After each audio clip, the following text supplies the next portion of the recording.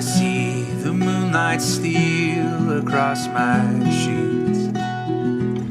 My love is lying fast asleep, chasing its beam. She stirs and then she turns her back to me. The clouds overhead open up for the wicked and just, all the same, and they love theirs, so to fill every valley below to their pain.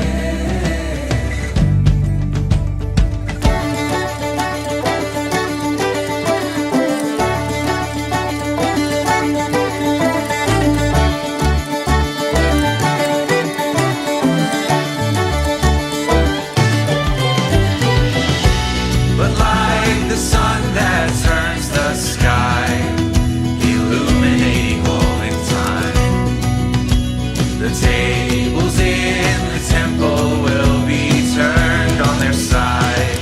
And just as it scorches up the dunes beneath the height of noon, the pillars of the empire will be burned in kind.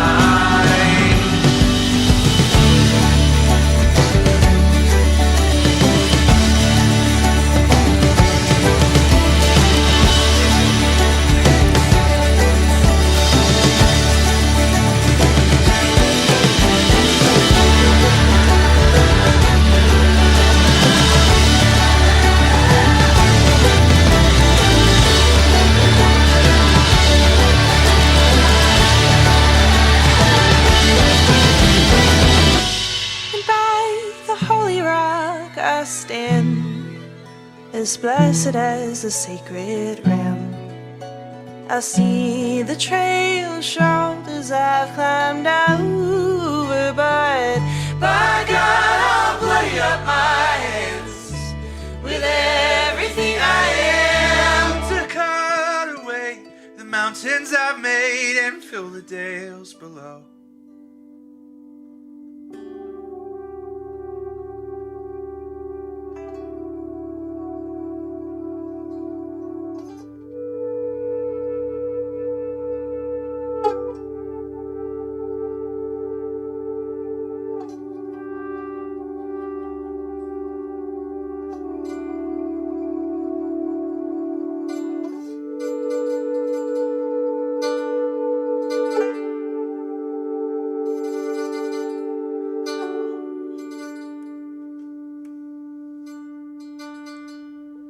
Hello, everybody, and welcome back to the beginning of Arc 2 for our Hello. Percy Jackson Chronicle here.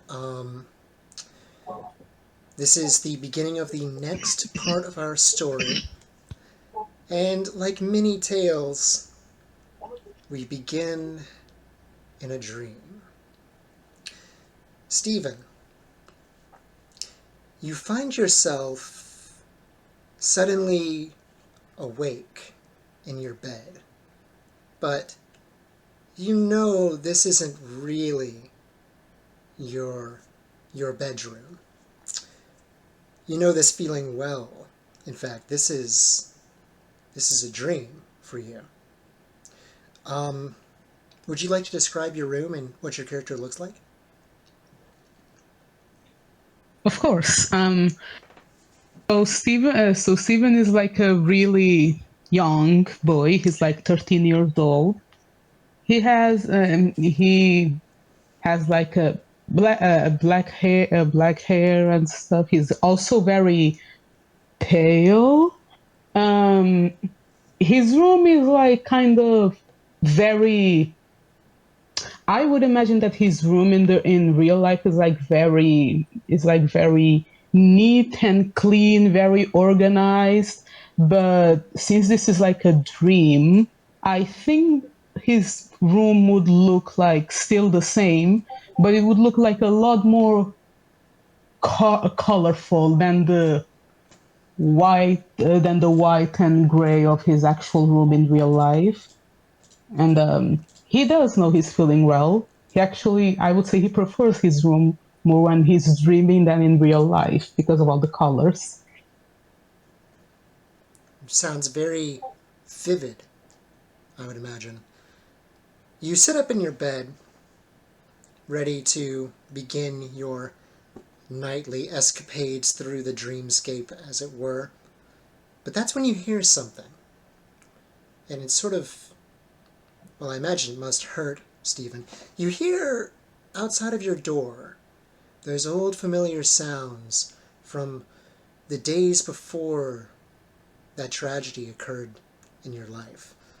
You hear, it seems to be early in the morning, and you hear your brother, Aaron, and your mother, Melanie, as I believe I called her. Yeah, Melanie. Talking in the other room. Their chatter is indistinct, though, and you can also smell the familiar smell of your mother's cooking. And it makes you feel, I'd imagine, homesick. Would you like to describe your reaction?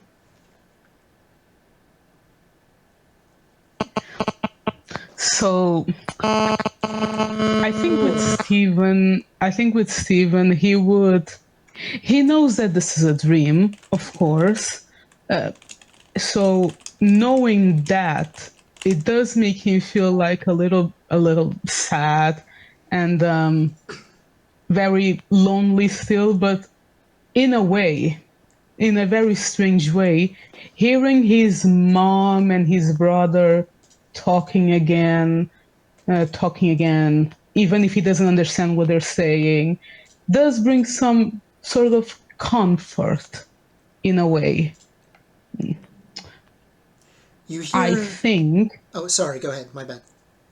okay, so, no, it's fine.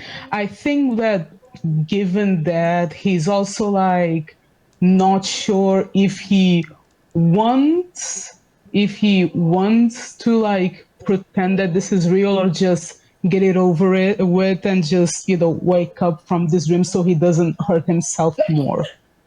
There you go. I'm done. And that's when you hear a knock at your door.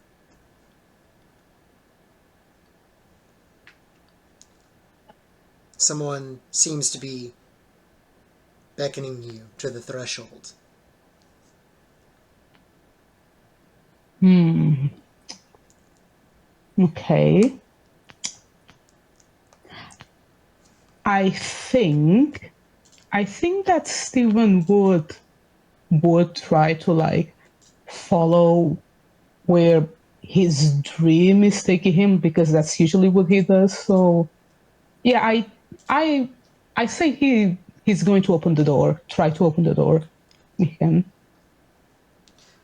And as you open the door, in typical dream logic, you step, or sorry, you open the door and you find, in fact, that it does not lead into the living room of your home.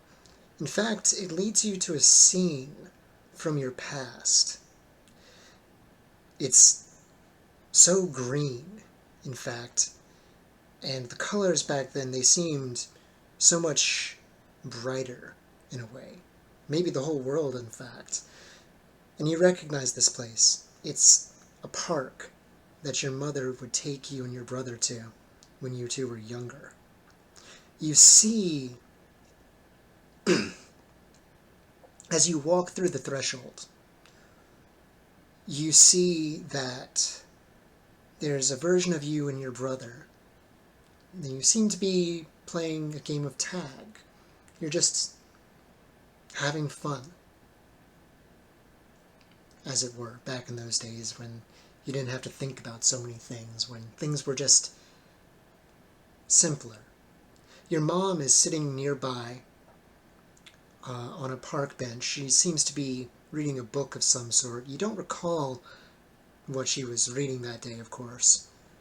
But that's when you notice something strange. Your brother suddenly freezes, and he looks over to a nearby tree. You watch as your younger self turns to face this tree and look at it with him, and that's when you see it. There's this tall man standing near it, dressed in a trench coat. He has a hat that obfuscates most of his face, so you can't really see beneath it. But you remember this day well, because of how much it freaked you out. Your brother, he suddenly has this panicked look on his face.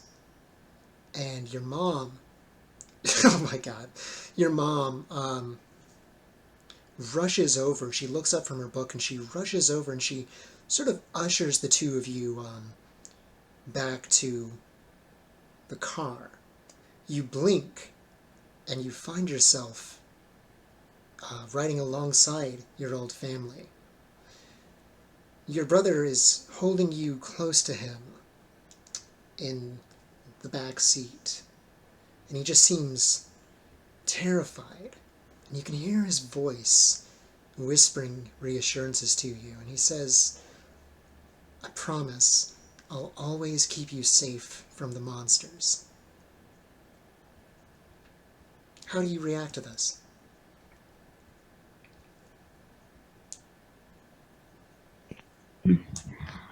Okay, I would say that given everything that has happened, um, I'd say that Stephen would like feel like some sort of like pang in his chest because he really, really wants to believe it that his his brother is always going to be there for him, but he just can't bring himself to because you know it's just really painful for him to like think about that promise at the moment.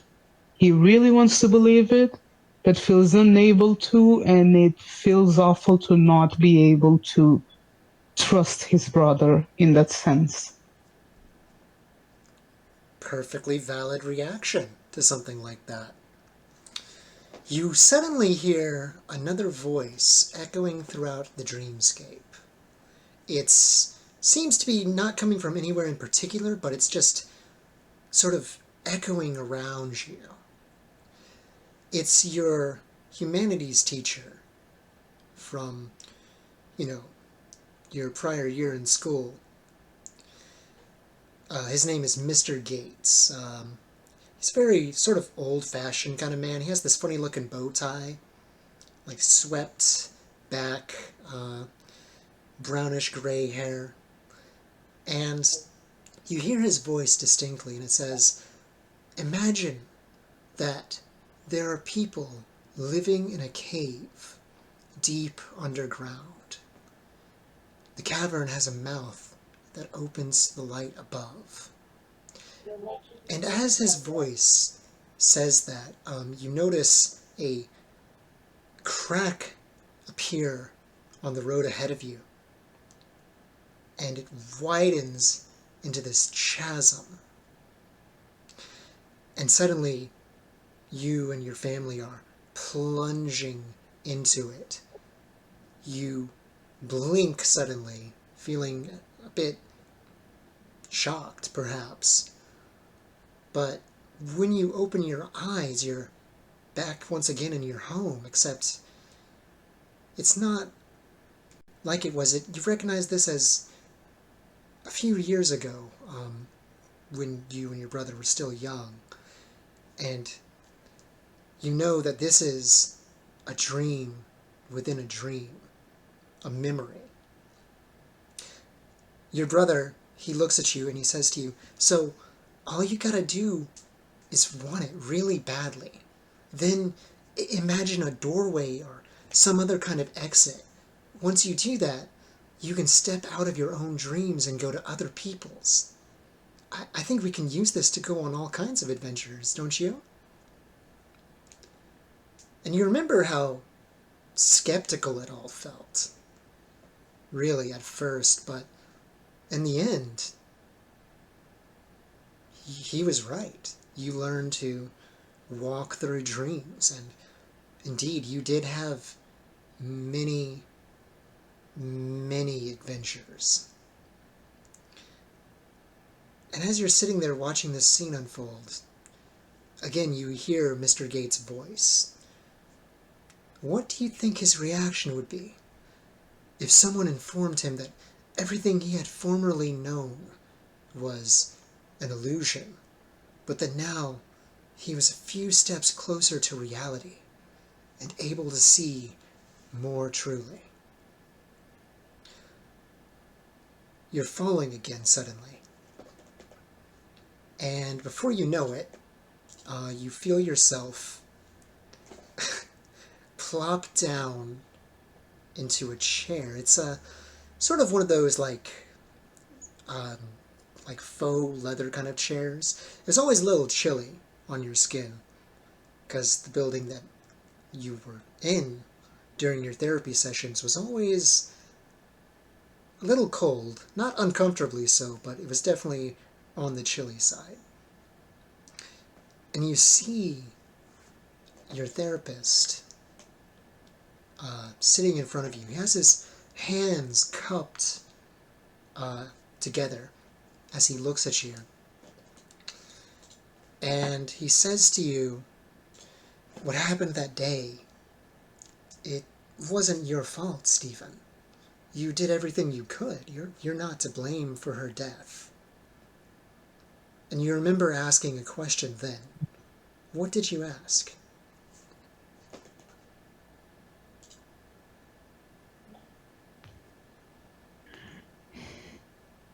I think the question that Stephen asked at the time I'm sorry, I is couldn't that hear that. What happened? I couldn't hear that. Hear what? Me or Stephen? That Steven, I didn't hear what he said. Oh, it's okay. Go ahead, Stephen. Sorry. sorry. Okay. I think what Stephen would have said at that time was like, if it was not my fault, then why am I still here and she isn't?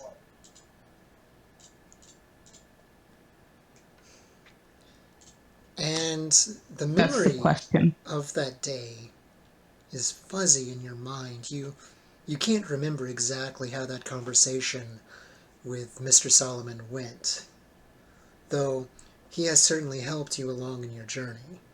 You're so much better off now than you were when you first started seeing him. One second. You blink, and again you find yourself at a scene from your past. This one was one of the most painful. And as you open your eyes, you find yourself not in your therapist's office, not in that almost too cold chair, but in the light. It was a summer day, really. It's warm, it's pleasant, really, but it didn't feel like summer, I'd imagine. And as your eyes adjust to the sunlight from the constant changing of the stage within your dreams, you find yourself alone, standing in front of your mother's gravestone. It seems by now that all of the other mourners have gone. How are you feeling that day? What are you feeling now? Stephen? What he's feeling essentially at that moment, he's feeling very alone, very lonely. It feels like almost like all over again. He's experiencing the fact and coming to the realization that even if even if people will tell him that he's not alone and that he has like people that will help him at all, that he truly is alone. He feels alone with no one to like help him out because who could really understand what he's going through? Indeed. If one doesn't experience that sort of loss, how could they understand? Really? How could they empathize? And you hear Mr. Gates' voice again. He would be, at last, able to gaze upon the sun itself, as it really is. And as his voice echoes around you, you feel the ground shift beneath you. Another chasm widens beneath your feet. You're falling again into darkness. And you land gently somewhere deep, deep down within the earth. Deeper than you could ever have imagined going, really. It's dark here. And there's this fog that seems to just engulf all of the area around you. It's cold. And this time it's far, far too cold. Slowly, the fog begins to clear. And you find yourself in a very, very strange place. It almost seems too fantastic to be real. And I mean, you are dreaming after all, so perhaps it is. There's a river in front of you.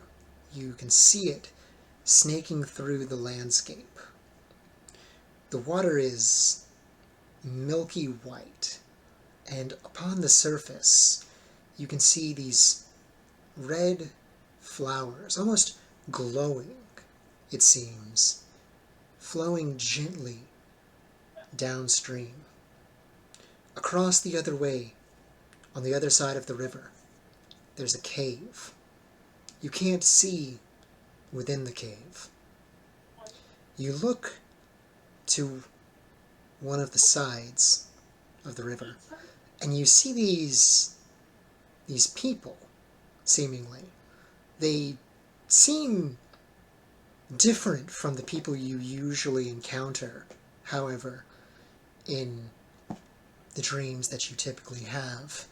This is very strange. They seem almost translucent, in a sense.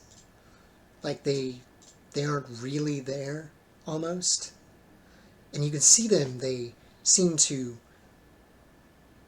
get down onto their knees beside the river, and they scoop the water up, and they seem to be drinking almost. And as you watch them drink,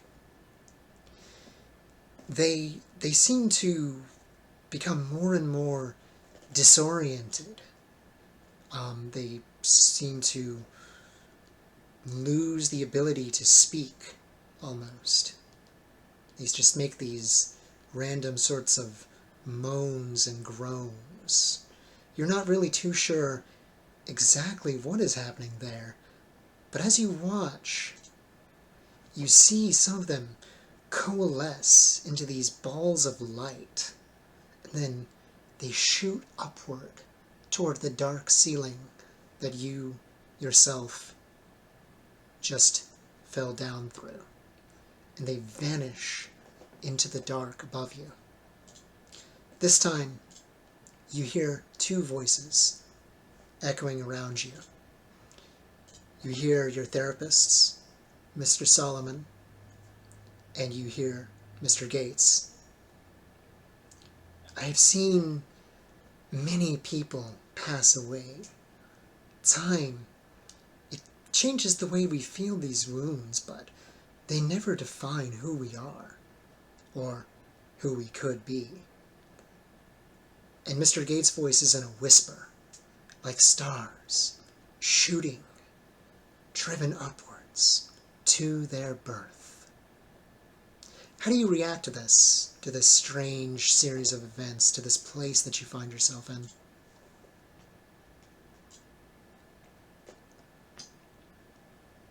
I think Stephen would definitely be just a little bit confused because he's used to like having like very vivid dreams and all. They're usually not this dark or strange, uh, because he can lucid dream, so he usually tends to have a say in how things go. It's never usually this dark or this serious and silent.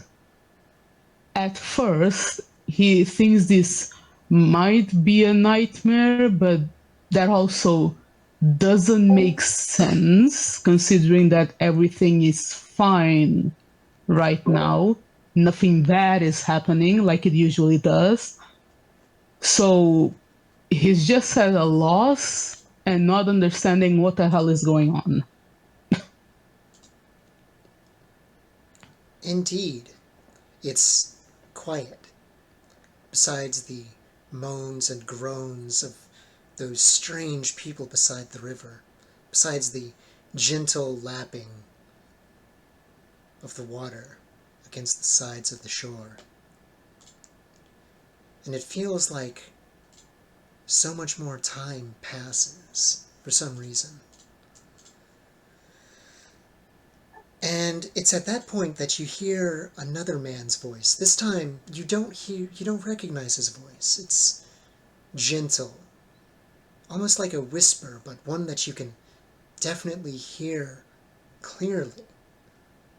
And on the other side of the river, walking through the cave, as you look over to see where this voice is coming from, you see a man wearing a black robe,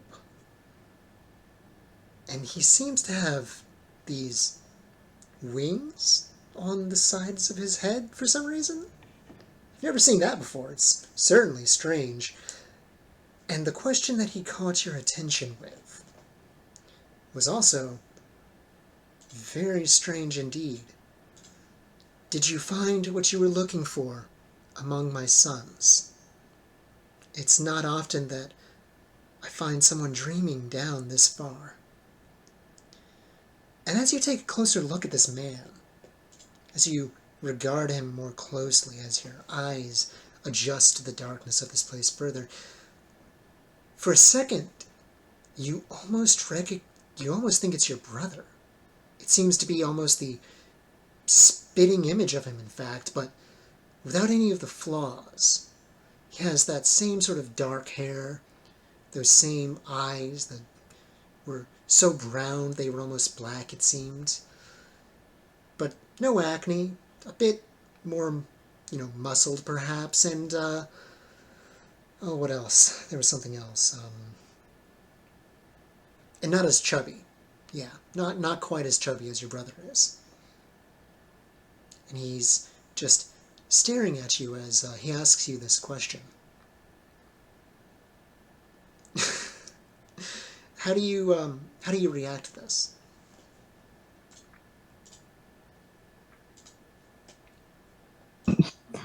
Well, if he was confused before, now he's even more confused. Like, when he asked that question, I think Stephen would like look at him like tilting his head, trying to like understand what the hell this man means.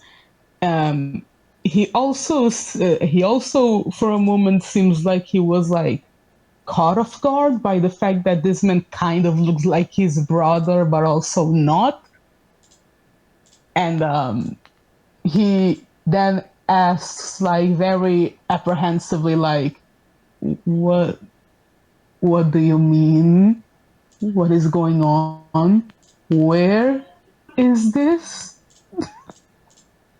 And as you ask those questions, you watch as the man steps foot onto the river. But he doesn't plunge into the waters. No. He seems to step across its surface as if it were solid ground. And he Jesus. Oh my god. Simon, don't you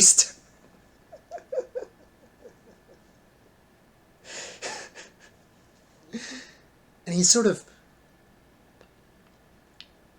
slowly walks over to the other side.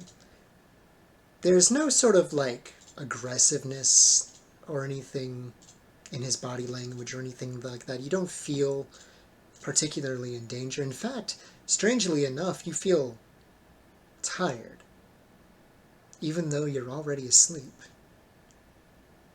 Almost as if you might fall asleep again somehow, if that's even possible. And as he finishes crossing to the other side of the river, he looks closer at you, and then he answers your question, but in the most vague sort of way possible.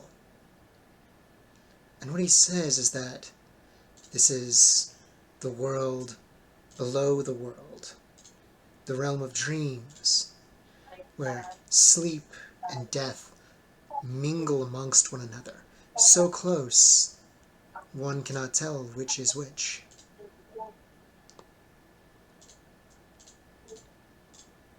How do you react to this?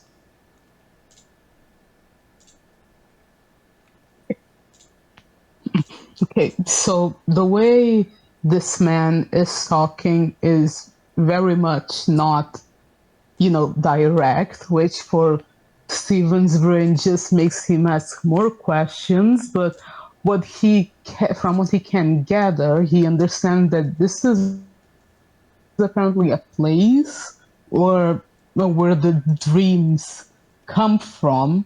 So I think something would like click in his mind, and he would ask,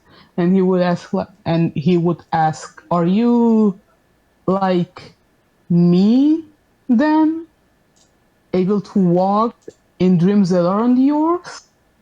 Is that why you're here?" And he smiles gently at you. Oh, child, I rule over dreams. They are my children, in a sense. Every one of them. Countless in their number. Ephemeral. Ever-changing. And as he takes a closer look at you, he looks closely at you, his eyes sort of squinting, and he says, "Ah, you're Melanie's son, aren't you?" How do you react to that? That he seems to know who your mother was? Hey, I just want to be clear. He said Melanoe's son, yes? Melanie. Melanie. Okay. Um, right. So hearing his mother's name, Stephen like flinches back for a little bit because he was not expecting that, obviously. And with that, knowing that this man knows who his mother is, he goes, obviously he's going to want to know when or how, and he's going to ask like, "You know my mom? You knew her? When? How? I've never heard about you before."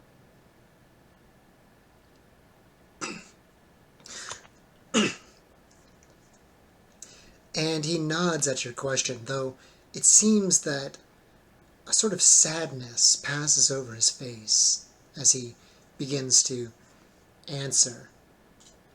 "We were together for a time. We had a child together. And then our time came to an end. And then her time came to an end."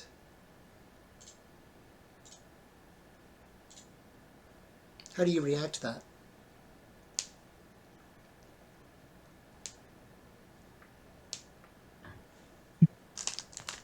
Okay, so I think at that point, Stephen would visibly look sad, sad, like remembering once again that she's gone.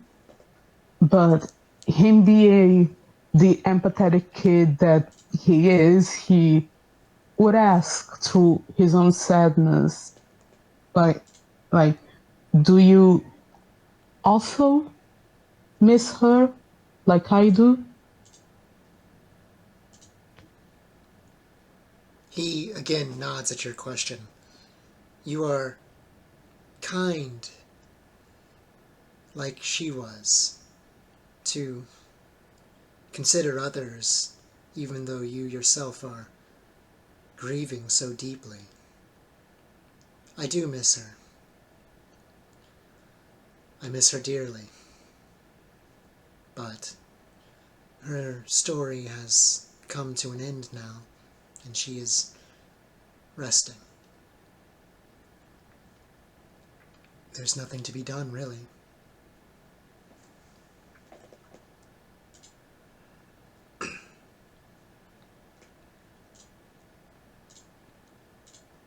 You can reply now. Sorry. No, you're fine. Jeez, my heart. Okay, this is so sad. um, okay, so Stephen would nod at that, even though it's still hard to accept that. He knows that what this man says is true. Um, his mom is now resting forever in the eternal sleep that all mortals will eventually go to. But even if it still hurts, it's good in a way to like in a dream like this that has been like memories after memories of his mom before she was lost. It's good to like find someone who can kind of understand what he's going through. Mm. And he he is also still curious about who this man is and why he's there. Wait,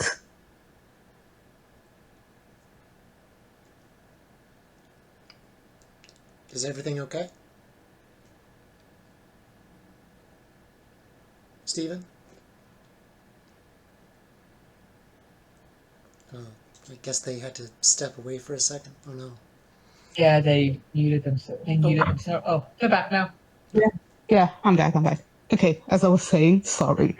Um, as I was saying, so Stephen, among that sadness and all, he also still has the question of who this man that knew his mother apparently and that knows him, who is he and what he's doing here, why is he here? So he is going to ask her, um, you you knew my mom, you seem to know me, but I don't know who you are or why you're here. Why are you here? Yeah.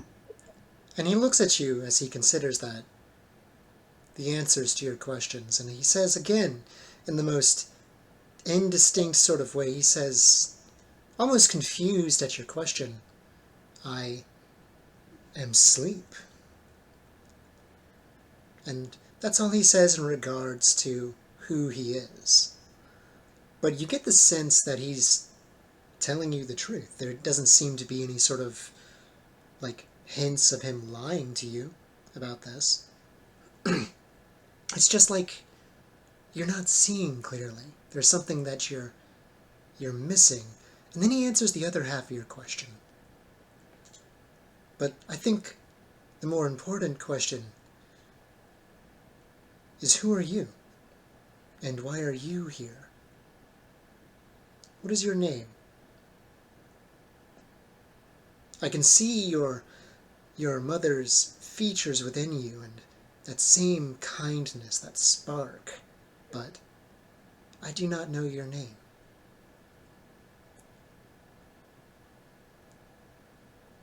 You can go ahead and reply. So Stephen, seeing this answer that is kind of strange, but he believes it, and as he would like as kindly as possible, as politely as possible, because that's how his mom taught him. Obviously, he would say, My name is Stephen Stonerest, and why am I here? I not sure. I just remember dreaming and follow, following along where the dream took me. It took me here. I don't know why. This is not a place that I usually see.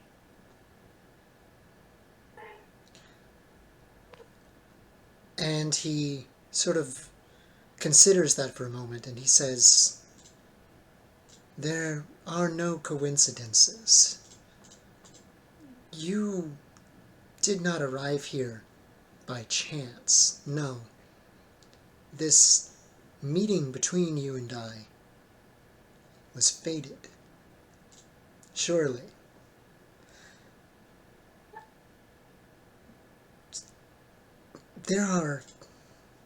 There's darkness stirring in this world, Stephen Stonerest, creeping into the minds and souls and hearts and dreams of men, darkening them without them even realizing.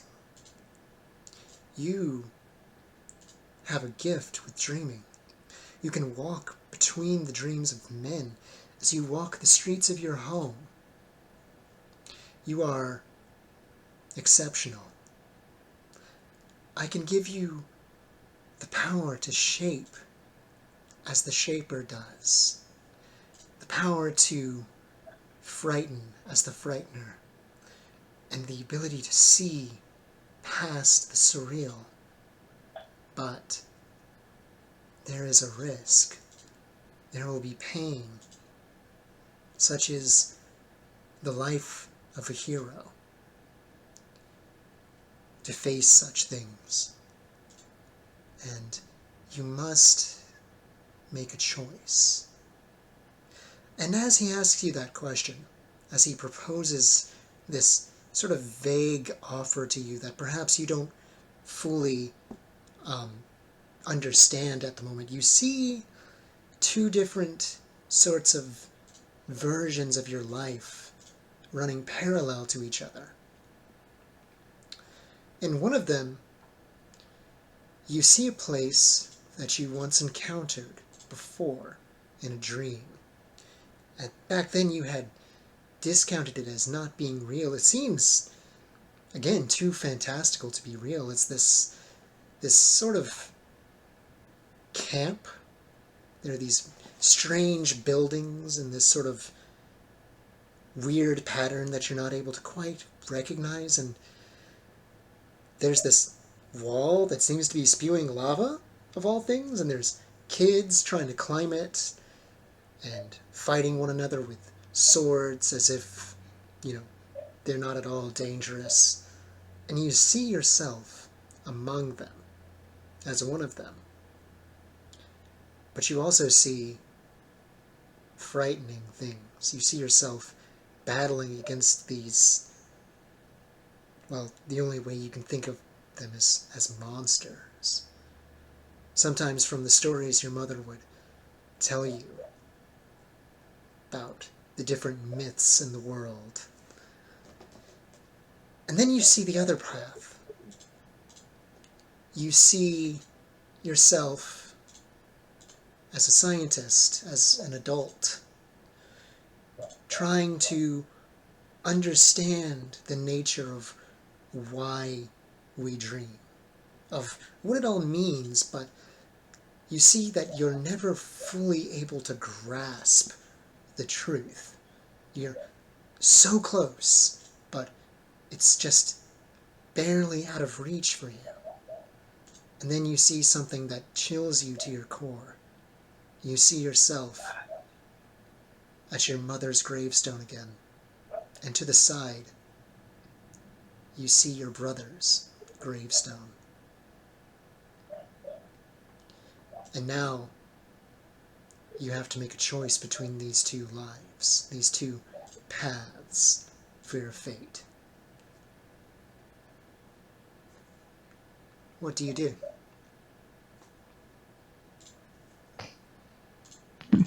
Okay, so Stephen is conflicted. He obviously wants to have a life where he doesn't have to be in danger, because in his mind, his mom died, and she would have wanted him to live. So, and after all, becoming a scientist and studying the reason why we dream one of his lifelong dream, what he wants to become in the future.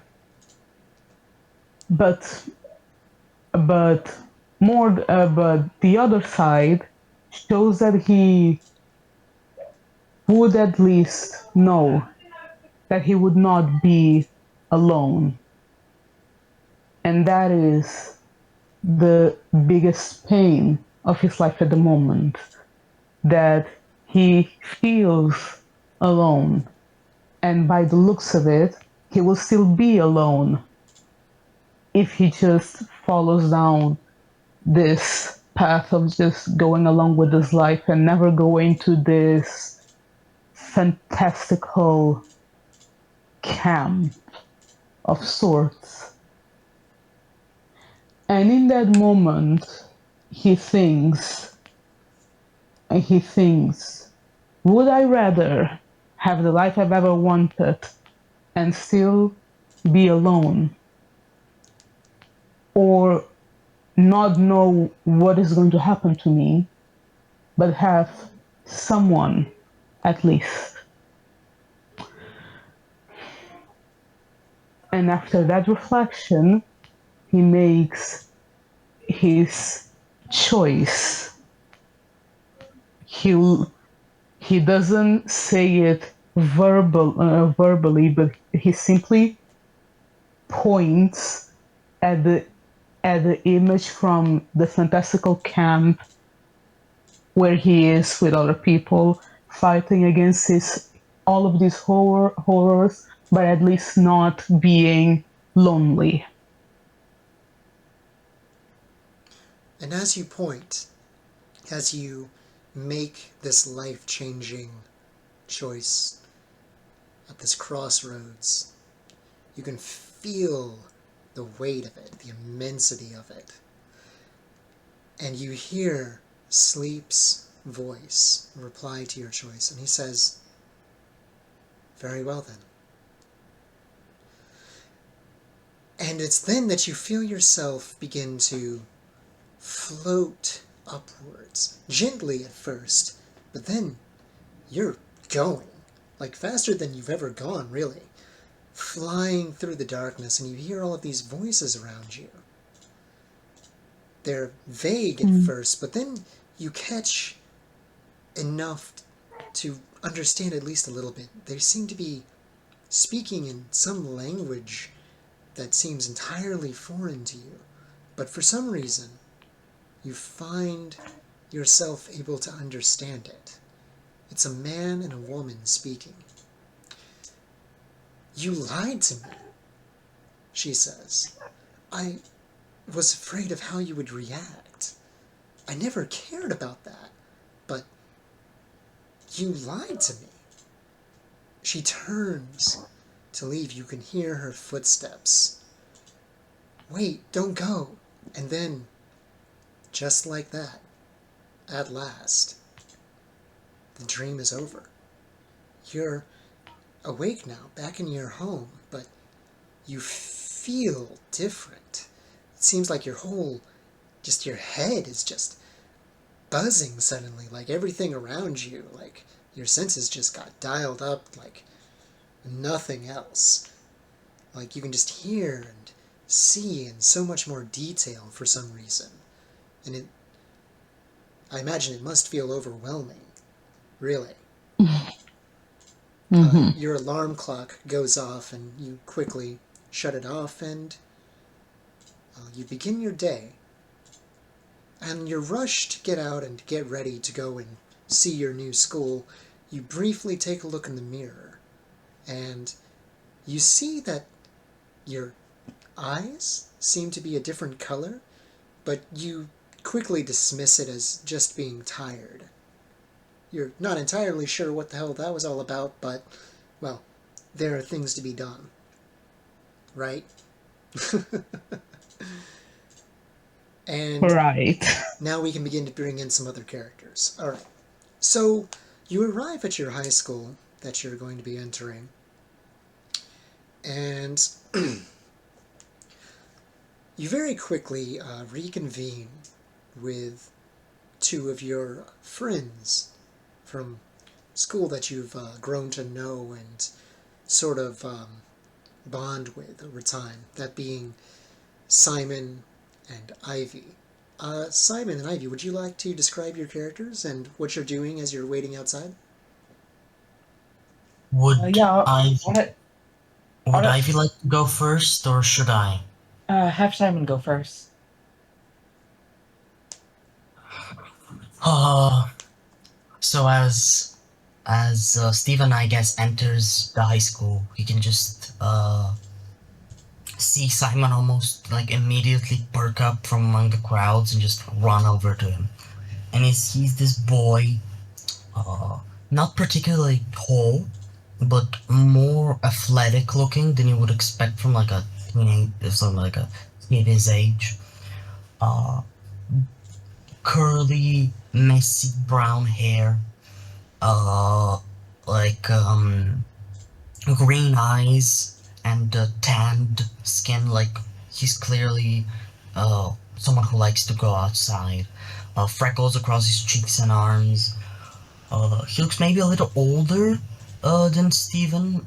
Maybe even like the beginning of like a stubble across his cheeks. And he's sort of he carries this backpack all the time, sort of camo patterned, and like all sorts of bracelets, knickknacks, all that other stuff that seems to all be like handmade and like natural, like scavenged or foraged from like those kinds of materials. And he just runs over to Steven and just excitedly goes, hello there.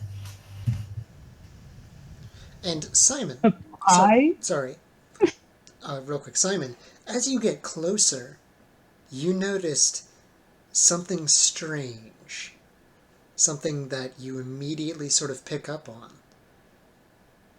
Stephen seems to have changed. You've known this boy, but he never quite struck you as a demigod. You didn't get that smell from before, but now it's much stronger. Ugh.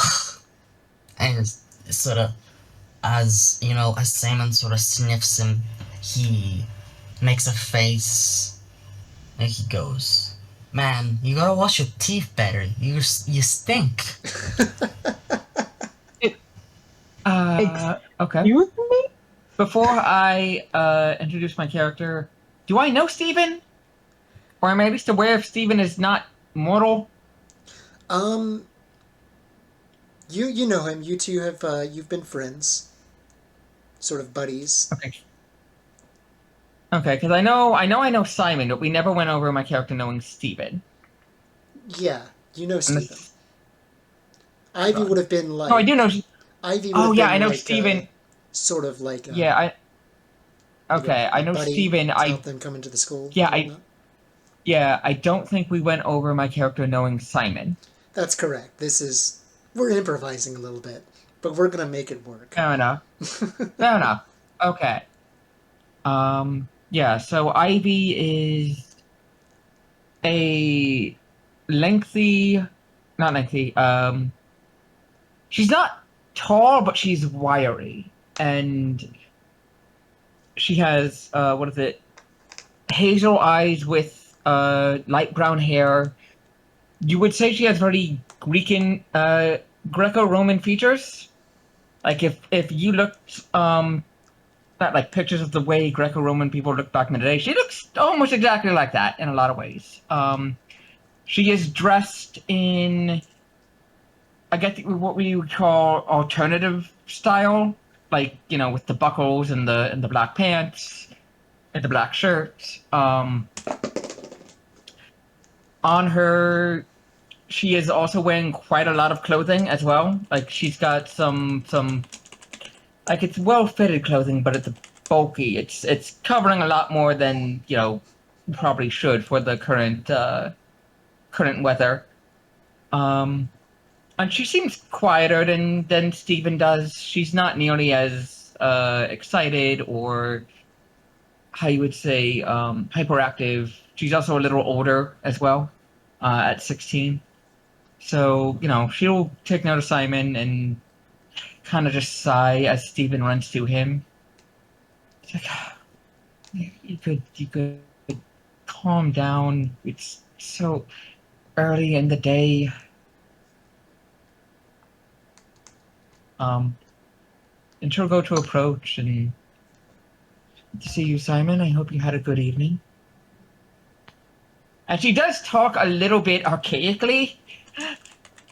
Like for a 16-year-old, she kind of talks a little bit more like someone who's maybe either from an older time or just older generation.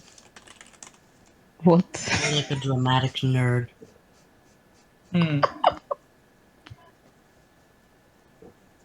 Who does she approach? She approaches Simon as Steven goes up to him. I think you got the characters backwards. Oh, Simon. Yeah, she approaches Simon as Steven approaches him. Not Yes. like. She also carries a book on her, like she is usually seen with some kind of book in her arms.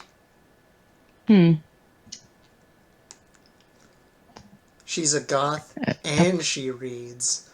Oh no. Yes. Okay. So she goes to approach Simon. I don't think he smells.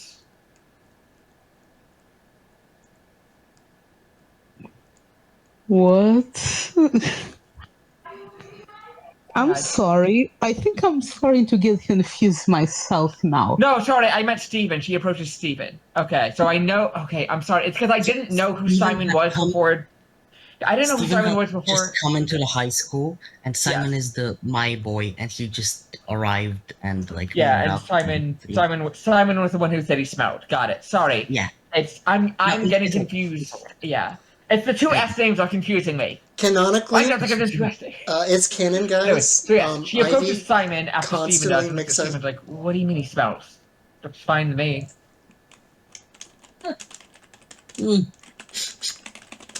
Maybe you don't got that sharp a sense of smell. You know? No, I do not. How was your night today? How did you sleep, Simon? And how are you today? You mean Steven? Steven. No, I am talking to Simon here, because Simon is the one who had the dream? Simon or Steven? Steven. Steven. Steven had the dream. Okay. Okay. Okay, so- I'm sorry. Let me rewind here. Simon approached Steven and said that Steven smelled, or Steven approached Simon and said that Simon smelled? Simon approached Steven and said, "Oh, you smell, man. You gotta brush your teeth," or something Okay, along those yes. lines. Yes. Okay, so Yeah. she approaches Steven. My apologies. She approaches Steven and she says, "You have a good night? Any new stories?" And Steven would be like, good night, yes. I slept well. Had a very strange dream though. Like Oh? stranger than usual. Huh. What do you I mean? Could you describe it?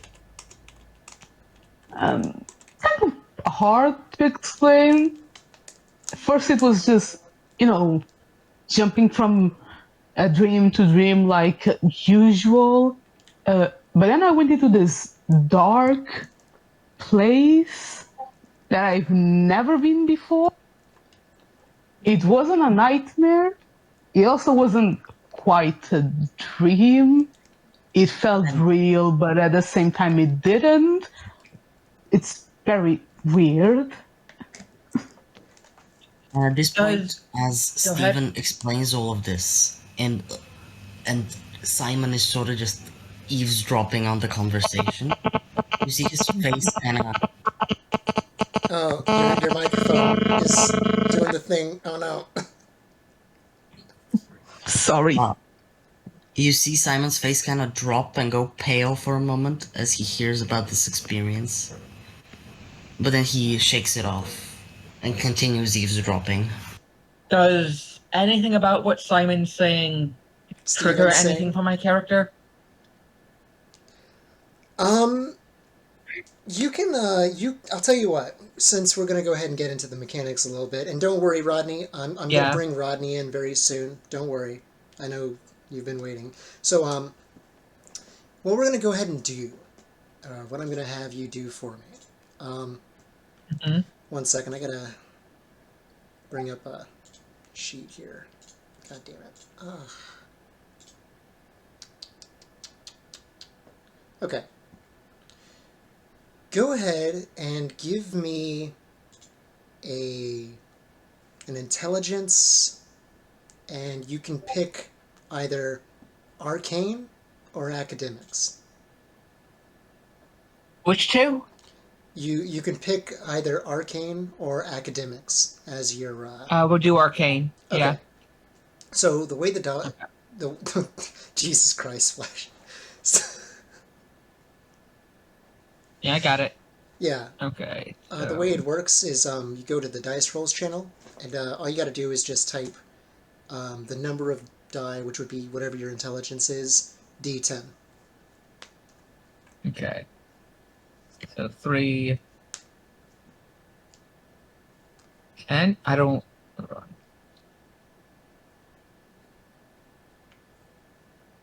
Wait. Hold up. Like What am I? What am I? like this. I don't know what the command is. Oh, there's no command. It's one of those bots where it just detects like text when you send it to a So channel. I just roll 3d10. Correct. Just write 3d10. Yep.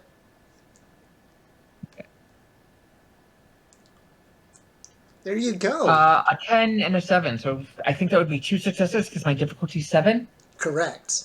That is correct. Yeah. I'm so glad Okay. that's so much more intuitive now. Oh my god, I don't have to explain it anymore. Okay, you got a 10 as well. Go ahead and roll another die. Okay.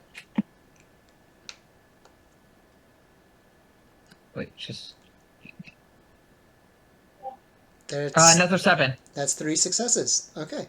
So, yeah, you do kind of recognize this from the description. It kind of reminds you of the underworld, in fact. Hmm. Just a bit.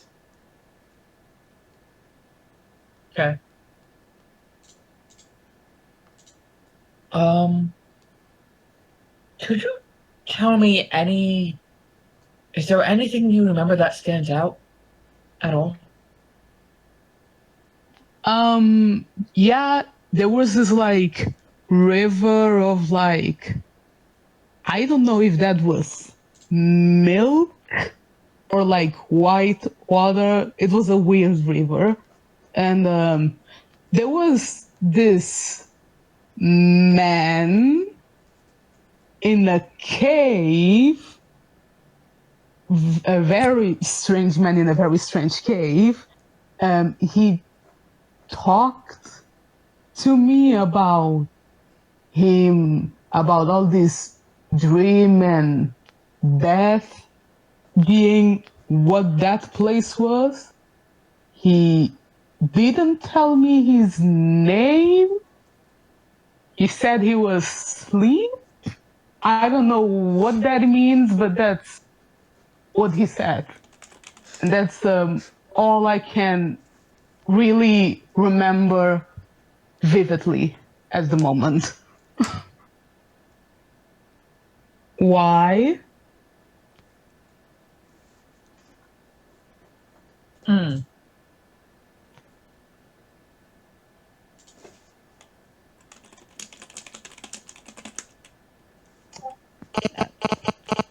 Is that so weird? I know that it's weird. Really? Sorry, your thing started beeping again. Uh, that's an interesting dream. It sounds like you were. Hey, have you been looking into history or mythology books, by the way? I know you're really into that stuff. Um. Oh, does this sound like a place from one of those stories? Yeah, no, it's called the River Lace. It's in the underworld, Greek underworld, obviously. It's pretty commonly known. Probably went to Oh, sleep reading a story about that, mm, or maybe it y- just came up. Uh, this individual, you said they introduced themselves as Dream? Uh, Sleep. Sleep. Okay. They didn't call themselves Hypnos. No, just sleep. Huh. Okay. Uh, I don't know. Weird dream, but I mean, it's from what you've told me, it doesn't seem anything out of the ordinary from the other sort of stories you've told. Mm, yeah, maybe you're right. And it's at that moment, while you guys are continuing to discuss this, we're going to switch over to Rodney. Okay. So, Rodney, your travels have taken you as far as New York City. You find yourself in this place surrounded by anything but nature, really. It's probably the biggest city that you've been to so far, really. How are you taking this all in? He's so like where exactly would he be at? Is he like in the city? No, you're walking through like this this sort of like Christ, I'm trying to think about how to describe it. Uh, it's like a neighborhood sort of deal. Like there's not any skyscrapers around, but you're not that far from the city, like at all. Like you can see the skyscrapers really not very far in the distance. So I'm like in Brooklyn or Queens. Something like that. Okay, cool, cool, cool. I'm figuring. I assuming I'm seeing a lot of stoops and bodegas and shit. Sure.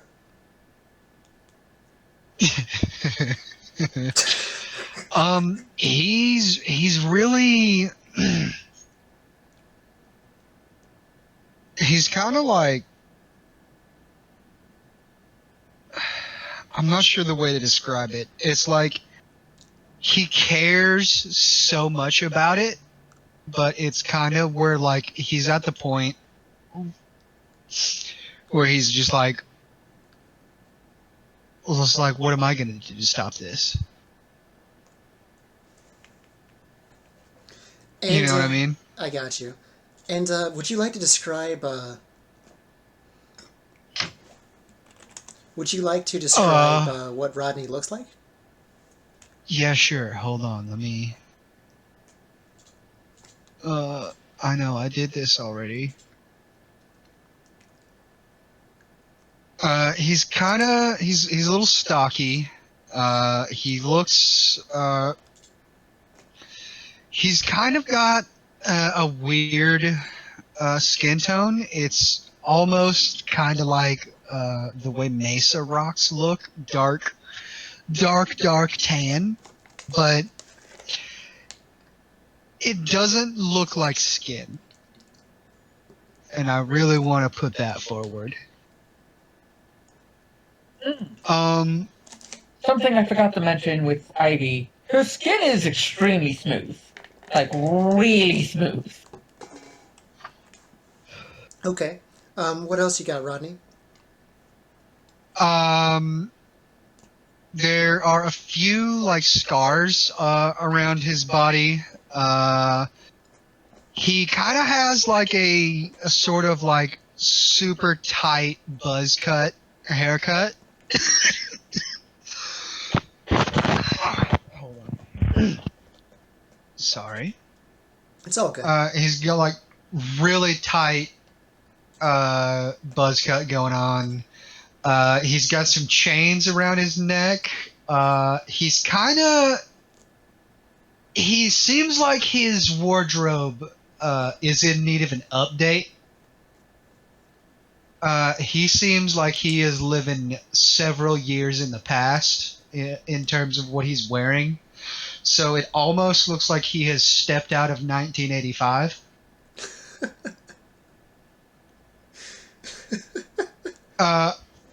And the one thing that like not a lot of people on the street are mentioning, and I'm actually just gonna wait before he like runs into somebody to mention the last bit.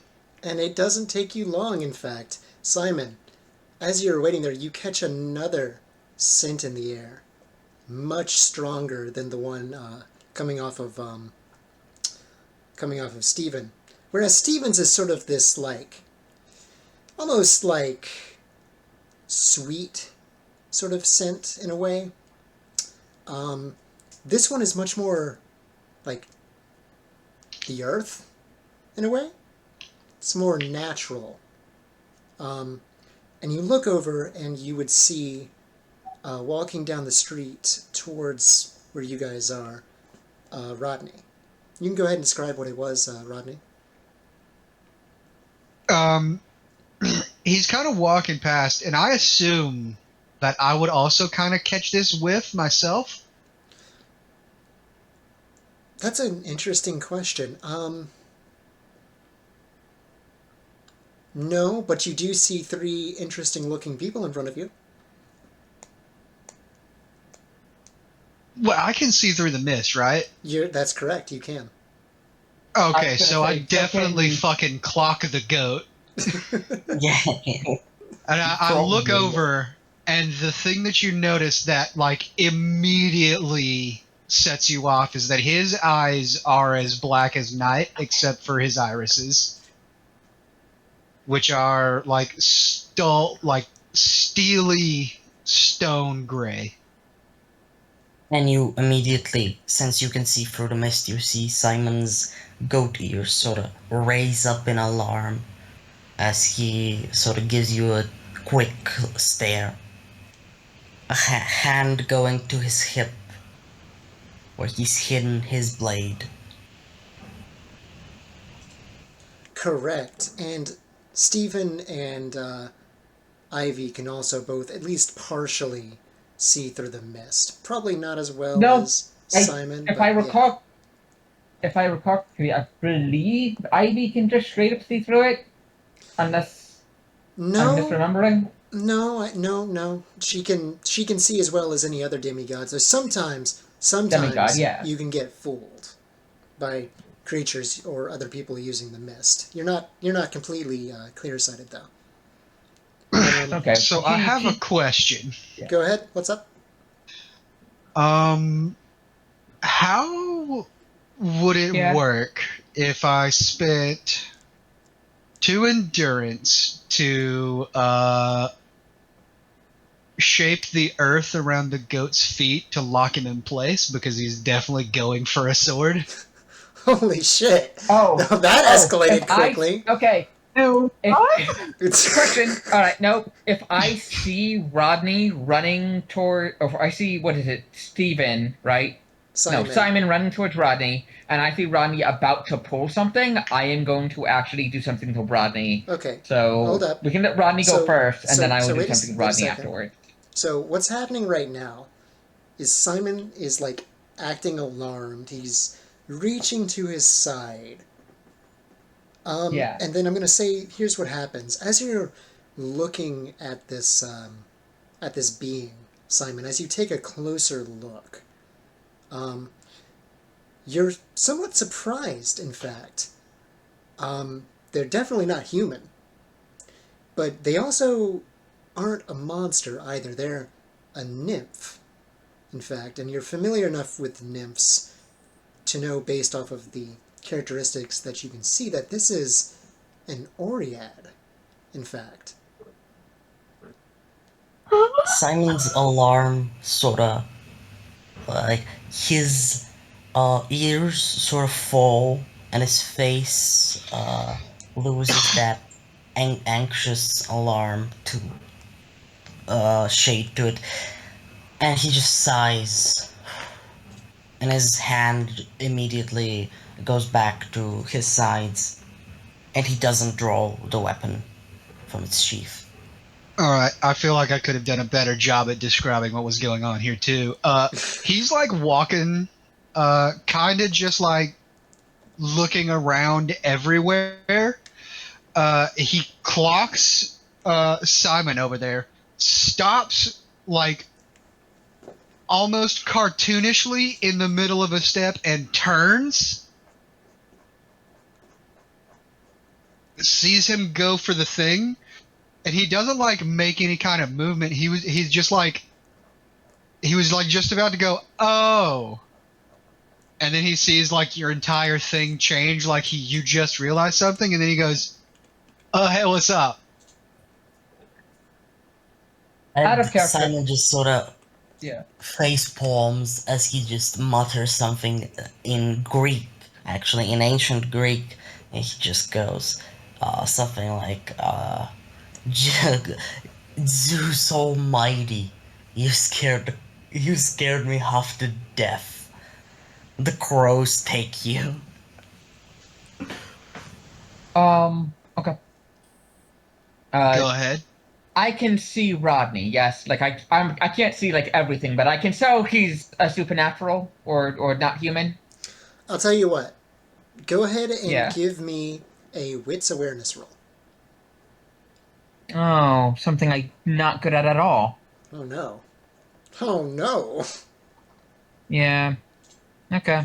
Oh yeah. Jesus Christ. Oh no. Very glamour and all that. Yeah, I don't see anything. Okay, and Steven, if you would like to, you can also, this will be your first roll ever, give us a wits awareness roll. Do you need me to explain it, or do you understand, or? I mean, like a short explanation because I would help. Yeah. Okay, so if you look on your Please. sheet, you'll see that you have attributes and skills. Okay, you don't combine them together. You only use the attribute and its value. So what is your wits?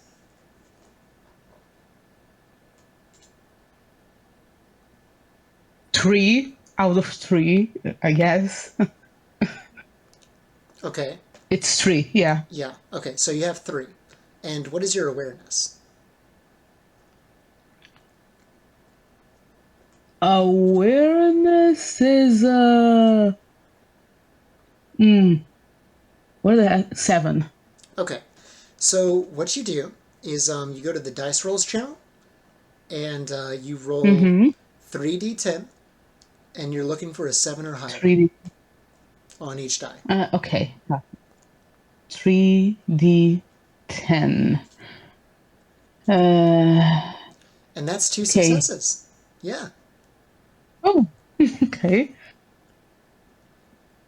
1 second. 874. Oh, your microphone. Oh no. Oh no. Oh, We're getting another transmission from space. Must be in the movie Signs, huh? Anyways, yeah, Steven, so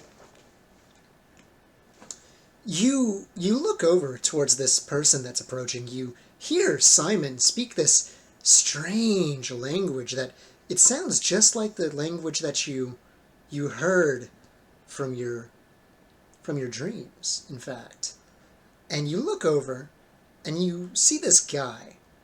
This very strangely dressed sort of guy. And it's almost like reality shimmers before your eyes because you watch as his appearance just totally changes, and it's almost like he isn't human. You're not sure what he is, but it doesn't seem like he's human as you're looking at him. How do you react? Okay, so Stephen, being the young child that he is and being very aware of stranger danger, I think he would like be afraid of like noticing it and just like step back, like trying to like stay away and ask, are you seeing what are you guys seeing what I'm seeing? What or who is that? And why is he looking at us like that? So Ivy will say, I don't. Okay, pause. My character is not oblivious, correct? Correct, storyteller? She's aware of the supernatural. Correct. She like, base. Okay. So if she is told what something looks like, she will know what that is, correct? She has a chance to know. Yeah, absolutely. Okay. I don't know, it just feels like this character shouldn't be nearly this oblivious given everything else. No, but, no, that's completely fair. We can figure it out after. Yeah. So she is told that someone doesn't look human. Stephen, can you describe? She will say, "Can you describe them for me, Stephen?" I would say it's about this time that Rodney is just like approaching, going, "Hey, what's up?"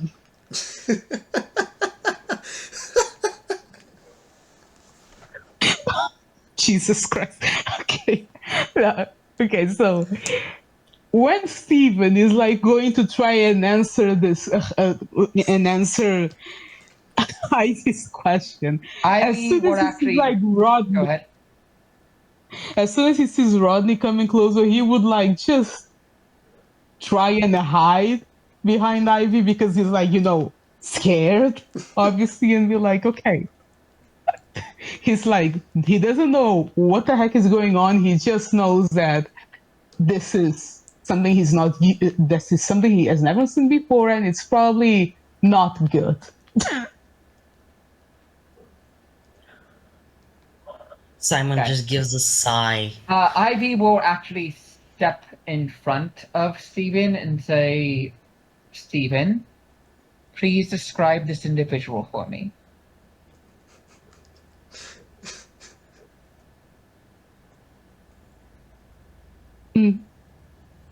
Okay, so Stephen, I'm going to do this out of character because my memory is the worst and I have already forgotten what the heck Robbie looks Yeah. like. He looks like he's made of rocks. Yeah, it's that. And so Stephen would be like, look at me, be like, I don't. He looks like he's like, I don't know, walking statue, poorly made statue, but like a walking statue, like rock. I don't know, like kind of like a golem. I don't know. I don't know what the heck is going on. Okay, Stephen, calm down. Who are you? She says, looking at Rodney. And Simon before Rodney can answer, Simon sort of just looks at Ivy, gives a little roll of his eyes, and like leans towards her and like does Simon know that Ivy is aware of the supernatural actually? Yeah, Simon, she seems to we didn't. be a little more aware of things as far as demigods go. You've never seen her at camp, but she seems way more aware than is typical of most demigods. Most of them are just completely clueless, but not Ivy, for some reason. You're not sure why. And he just okay, so he leans towards her and just whispers, "Don't worry, I don't think this guy's gonna be any trouble. He's not a monster." No, he's not a monster. I'm aware of that. And for clarification with you, Rodney is like aware of pretty much everything, right? Like Correct? he knows that he's like definitely not human. Yeah. Like he knows everything, and I assume that since he's hitchhiked his way here, he's probably ran into a few satyrs and has some like insider lingo and shit that he can say. Something like that, probably, yeah. Okay, cool. So he walks up, just completely like not a care in the world. Everything's fine and chill. He just goes up and says, "Hey man, how goes the search for the wild god?" And Simon is sort of like taken aback. What the fuck?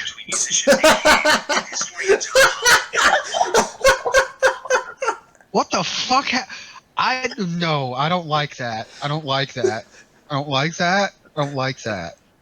I did not give my phone permission to fucking listen to me 24/7. I don't like that. Oh. What? I want to shoot it, honestly. Can you Okay, can you let's repeat what you said, Rodney? let's stay Something about Wild focused. God. How goes the search for the wild god? And Simon is sort of taken aback. And he just takes a few steps back, even almost as if he's been like poked with a needle. And he just goes, "Gee, how do you not great? I mean, it's been going not great for the last 2,000 years, so don't think it's gonna change anytime soon. Or it might." Right. Where are we exactly? Are we out in like a busy street, or are we in a like? Can people see us? Is the question? Yeah. I mean, there are other students around you. It's not the first day of school. That's like in a couple of weeks. But this is just like visiting the school, meeting your teachers kind of deal. Okay. She's gonna look to the boys and go, "Boys, we should take this conversation not out in the open halls." And she will try to gesture for them to follow her to like an empty classroom. I mean, if you say so. Yeah, I don't think it's a good idea to have this whole talk. Especially since Steven is. Oh, God. What? What is going on? We'll explain. Just we need to get into a room. That's this Yeah. one. And we Sure? star wipe into a classroom. Yep. You go in. Just an empty classroom. You find a relatively empty classroom. Just 4 students, I'm sorry, 3 students and a guy from 1985. I mean, he doesn't. Okay, hold on. I'm gonna find a picture of It's okay, what bro. the shit that he's rocking. Yeah. Okay, give me a moment. Rodney is gonna like immediately go to the teacher's desk and sit down behind, like, on the chair.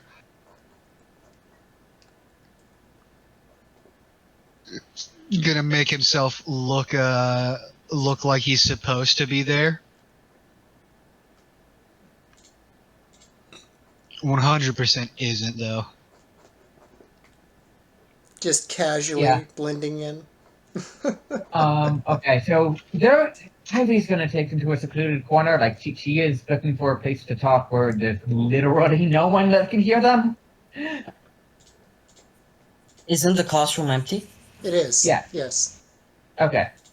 Yeah. So she's gonna look at Ronnie and say, "First, I need to ask, who are you? Why are you here?" He's an Oriad. Girl. Couldn't be more obvious, honestly. Simon goes as he sort of gets up on the aware teacher's of what desk. an Oread is. Yes, that wasn't the question.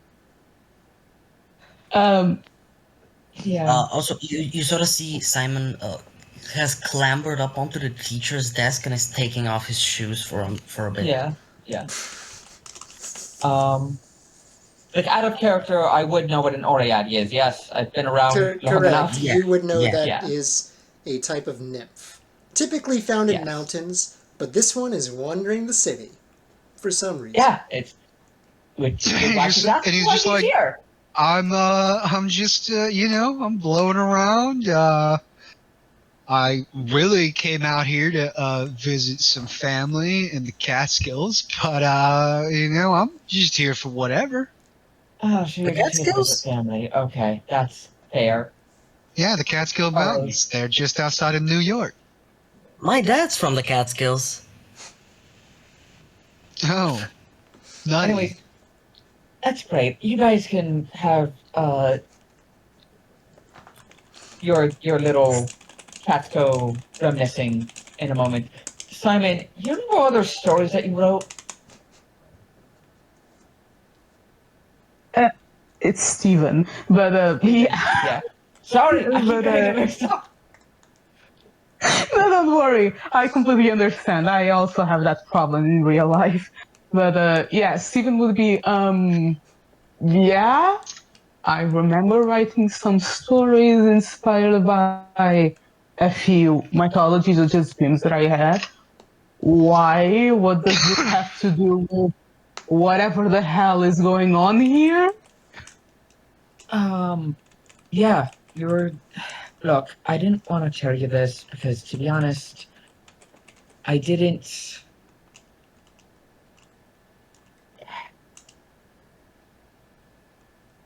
I didn't want you to make any decisions that you.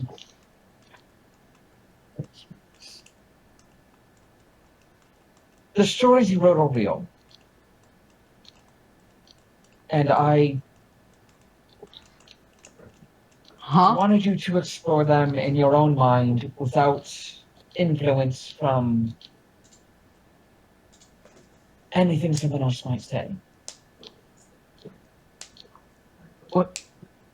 What do you mean they're real? They're just stories that came from my head, No. right? Gods, monsters, they exist. And then you hear, sort of interrupting the conversation a little bit, Simon just sort of jumped down from the desk, and you hear like a clack of Yeah. hooves on the wooden floor. And he just goes and like wraps an arm around Steven's shoulders, and he just goes, "Friend, what Ivy's trying to say is that, well, it just so happens that somehow, even though you weren't one yesterday, you're a demigod." You don't know if he's a demigod just yet. That's a bit of a. Could be a number of things. But. I can smell it on him, honestly. Oh. You. What? He's... Rodney pulls a flask out of his boot, screws open the top, and hands it over to you. Just like, what's this taste like? What? And who does he hand it over? He hands it to Steven. Ah, What's in the flask? I don't remember talking about this. What is it? It's nectar, big dog. Oh, right! Right, yeah. What does it taste like, Steven? What's it smell like? Okay. Jesus. Okay. Stephen. Stephen is kind of like weirded out because I'm like these people are talking strange. I have no clue what they're talking Steven, hey, about. you've known me for some time, yes? I've always Yeah. appreciated your stories. I've always thought they were fascinating. I thought they were fascinating because I've lived them. What? That just gives me more questions than answers. Also, what is in that flask that you're giving me? Oh, Simon sort of sniffs it and he just goes, "Not booze, so it's fine. You can drink it." Yeah. Also, you're 100% sure he's a demigod? He sure smells like one. What else could he be? He's not a nymph. He's not a satyr. Oh, Not that You know, one of my not that I cousins is actually a tree. My mom's a tree. Oh, sick. sorry. This is hilarious to me. Like the Steven is like confused, and you guys keep talking and making him even more confused. As I I'm think actually gonna really Steven. Oh, quick. okay. Sorry, just to keep the Um, story moving a bit. As you yes. guys are talking about this and making yourselves very comfortable in this classroom, the door creaks open, and a man walks inside. And Stephen, you immediately recognize him. It's your humanities teacher. It's Mr. Gates. He looks at you and the rest of what's going on in the room, and he makes a strange sort of face, but he doesn't give any indication that he can like see you guys clearly or anything. He says, "Ah, Stephen, it's good to see you, and Ivy and Simon. That I apologize if I'm getting the names wrong. There's so many students. I see that you've found my classroom. Making yourselves comfortable? Does he have a first name, by the way? What? Does he have a first name? Yeah, Carson. Person. He goes, oh, hello, I mean, Mr. Whatever his name was. Mr. Gates. Mr. Gates. I have a very odd question. Okay. What's up? What sort of floor are we working with here? Um, Tile, I would say. Probably. Or carpet, one or the other. Let's go with carpet. Yeah. Okay, fine. That is all. Okay. Okay. So, Stephen, like, seeing, like, Mr. Gates coming in, he's like, oh, hi, Mr. Gates. And, yeah, I guess we're making ourselves comfortable. Is class about to start? Didn't even feel the time moving. Not for another week or two, no, but soon, yes. I look forward to having you in my class again, if you will be in my class again. You wouldn't mind if I make myself comfortable with you in my own classroom, would you? Uh, I mean, not really. I'm glad to have you here. It's fine. Don't worry about it. I know. Can I was- someone Rodney's hand instinctually goes for the chains that he has on his neck as he just like he knows what's about to happen. Ivy. Is there a window, by the way? Does this classroom have windows? There are windows, yes. Cool. She is going to make a clicking sound, and it's probably not. I don't know if it would be apparent, but there is a raven that lands outside on a tree. Okay. Can Simon sniff the mister? Yeah, actually. Um, and as you do, you're Can, familiar. Actually, shouldn't you're I already roll? familiar with him. In fact, to your surprise, he is a demigod. In fact, himself. Somehow, he's managed to live for much longer than your average demigod. So maybe that speaks to his Uh-huh. skill. Maybe he just got lucky. Maybe he never realized what he was. He certainly doesn't give you any sort of hints that he knows about the supernatural world. So maybe he's just in the dark about all of it. Sometimes they get lucky like that.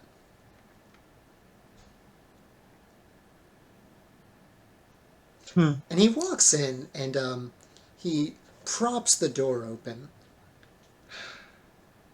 Well then, so how have you been? He looks over to you, Stephen. I've been well. Just, you know, life as usual. Life as usual. Nothing unusual is happening. He says while he's trying to, like, disguise the fact that nothing weird was happening before all of this started, because he doesn't know if he's supposed to talk about it or not.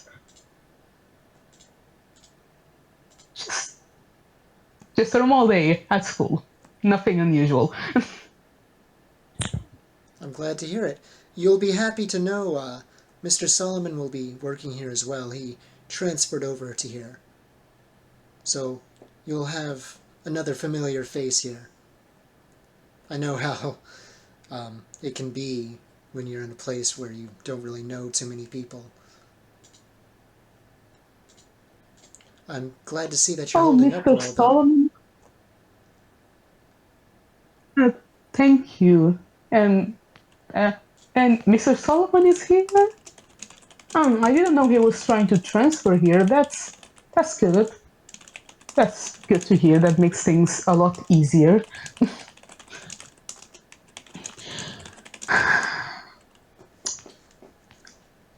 That's What sort of vibes do I get off of this guy?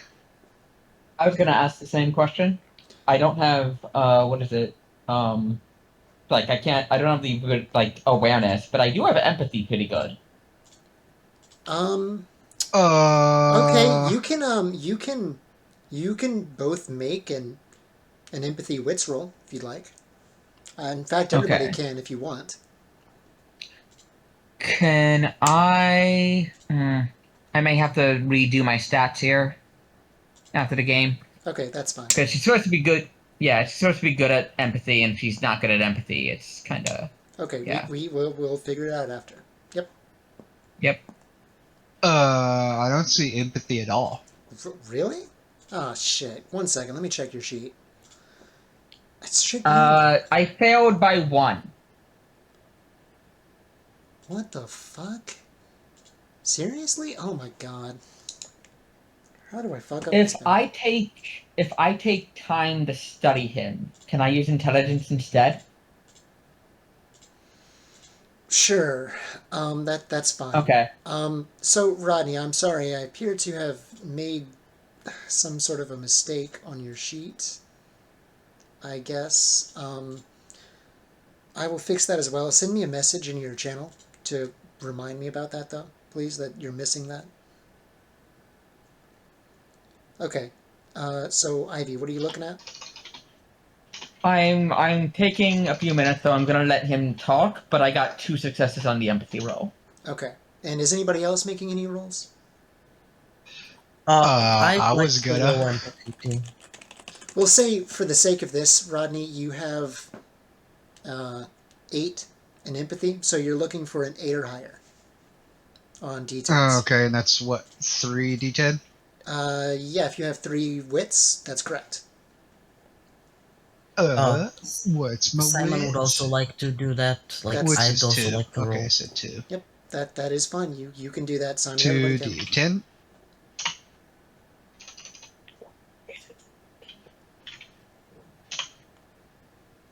That's not gonna do it. Both of us fail. Yeah, there is that. Wow. Would Steven like The to? second question is, how do I do a Roman Reigns spear on this sumbitch? Okay. Walks into his Okay, own classroom, gets assaulted by a guy who's not even a student. Oh, It'd be weird, dude. Okay, so But, Steven, would you like to make a roll? Sure, just to like make sure like everything is going fine because he has been experiencing some strange stuff lately, so he's like, just to make sure everything's fine. Yeah. It's 3d10 if I'm using empathy, right? Yeah, if your wits is 3, and then you're looking for whatever number is your empathy for your threshold. Okay. Yeah.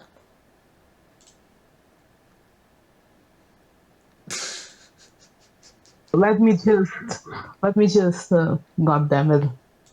Apparently I don't know how to type 3d10, the heck? Jesus. Okay, 3d10. Like a normal person. 643. Okay. So what is your empathy? Okay. Empathy is 7.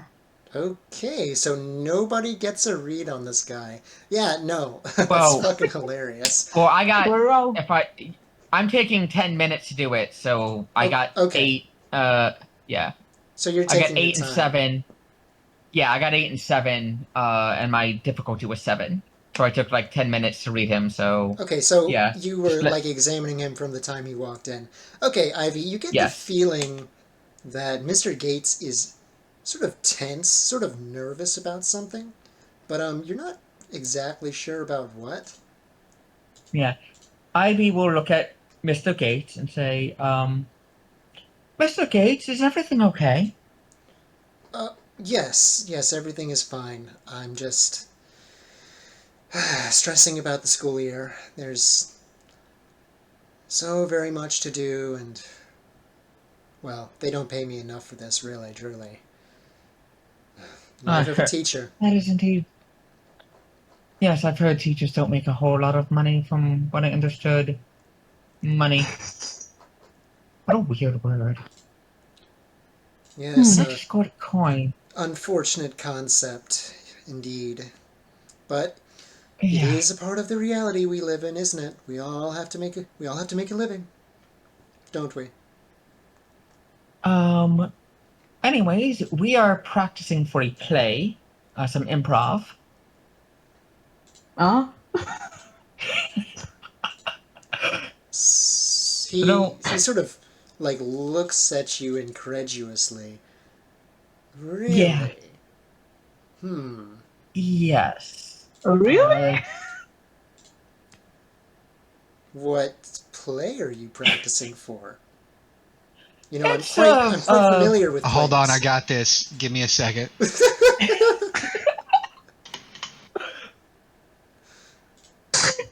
Oh no. Okay. Jesus Christ. Doubt thou the stars are fire, doubt that the sun doth move, doubt truth to be a liar, but never doubt I love. He looks at Rodney and says, yes, it's Shakespeare. Good job quoting that. No, that's not the play we're practicing. We're doing a take on the Odyssey where Odysseus, is angry at the gods because they apparently determined his fate beforehand and had decided, and apparently one of them we're determining is his father, and Stephen is playing the role of Odysseus. Is that so? Odysseus' I am? father was immortal. Oh? As you may know, gods came in many different forms to the mortals. Some of them came as appearing as their husband or wife. Indeed. Well, Stephen, if that is the case, my advice to you is thus. Look out for Cyclopes, rather. They, I mean, Odysseus very did beat one dangerous. in the Odyssey. I guess you could say that they are, I'm trying to come up with a clever Cyclops pun. Man, this is more difficult than I thought. He looks I don't think concerned it's a, about his inability to come up with a pun on the spot. I don't I think got it. it was Odysseus who beat the Cyclops. I think it was just nobody. Very Hey, I know good, that guy. Simon. And he looks at you, Stephen. What I meant to say is keep your eye out for Cyclopes. You can never be too careful. Oh, I get it. okay. Thank you, Mr. Gates. Stephen is like very clearly like trying to go along with the flow of whatever the Right. heck is going on, but it's starting to like Anyways. overwhelm him with everything happening around him. It's just Yes. a fever dream for Stephen. He's just so confused. This poor boy. Yeah. Yeah. Hey, Anyways, real quick, before we continue, let us take a 5-minute intermission. I'm going to get a drink and I Okay. have to use the restroom, and then we will continue the story. Okay. Okay. Gotcha. Okay. Alright, I will be right back. I'm getting a drink myself. Okay. If you ever need to know what Rodney is like, just picture what ska music would be if it came alive. What? I have no clue what the hell that means. Are you all too young to know what ska is? I Perhaps. don't know. I don't know what the context of this is. Hold on, I got you.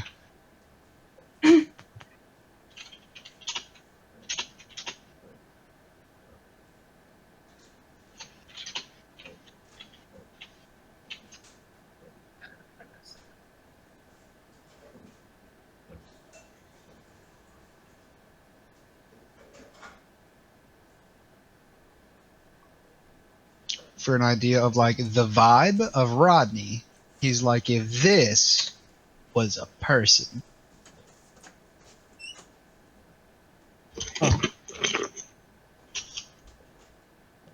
Interesting. Or well, like an Oread. Are nymphs people? Are satyrs people? Was gonna ask that as well. I mean, they don't have souls. They are souls. I know, yeah. That's how I explained it to Clyde. Since she was confused about it.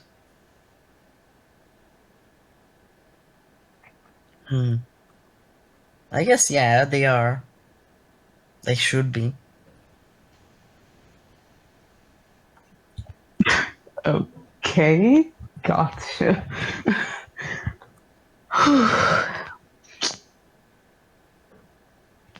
You see, you get it because ska is derivative of rock music, and he's made of stone. Mhm. Oh god, it's a pun. Fuck. Yeah, Mhm. Yeah. his name's Rodney. Jeez. He's Uh, just rolling around. The Catskills thing was a neat coincidence. Simon's dad actually is from there. I think I may have something unfortunate has happened where I think I know New York better than Lee does. I have I have only been to New York once, and I've never been. It just is cool. I know. All I I just remember about love that being in one of the most famous places in the world, one of the cities is called Yonkers, and everyone acts like that's normal. Yonkers. Yonkers. It's just called Yonkers. Yonkers. It's a ridiculous name, honestly. Hey, yo, we're gonna go down to this It- club at Yonkers this weekend. You coming, cuz?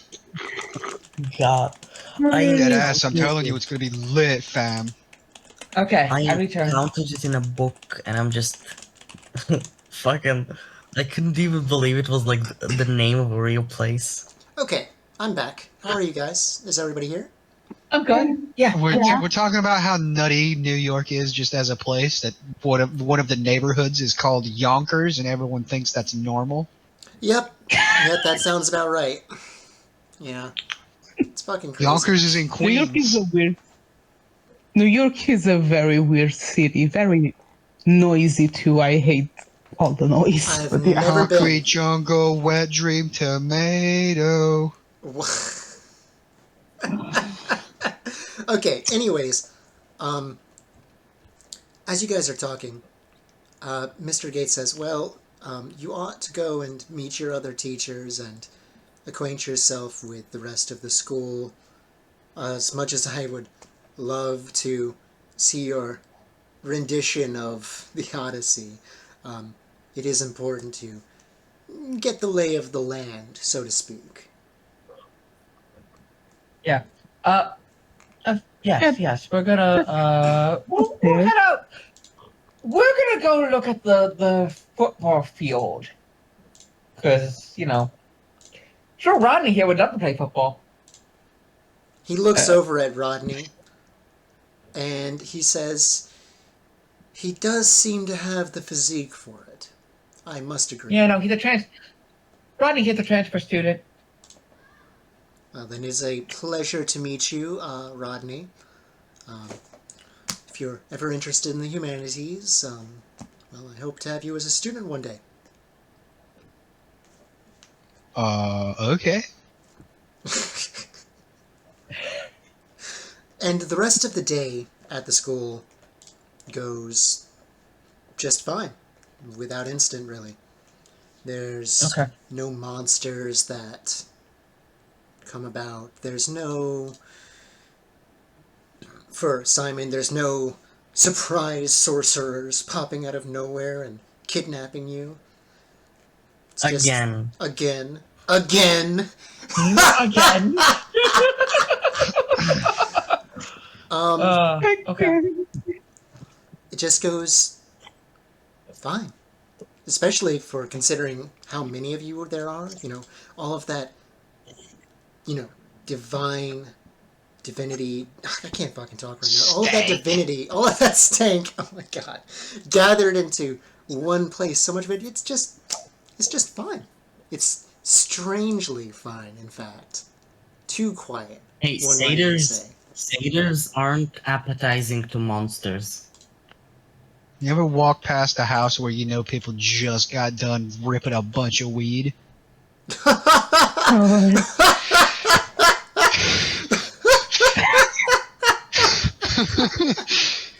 That's what we got going on right now. We just fucking reek, dude. Oh no. Okay, anyways. And you go and you meet your other teachers.